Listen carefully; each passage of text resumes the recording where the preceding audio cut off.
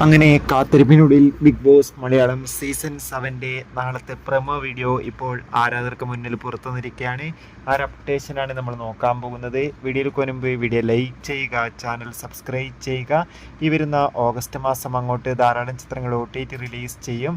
നമ്മുടെ ചാനൽ ഭാഗം പരിശോധിച്ചാൽ നിങ്ങൾക്ക് ആ വീഡിയോയ്ക്ക് കാണാൻ വേണ്ടി സാധിക്കുന്നതായിരിക്കും. നേരെ ഇന്നത്തെ വീഡിയോയിലേക്ക് പോകാം.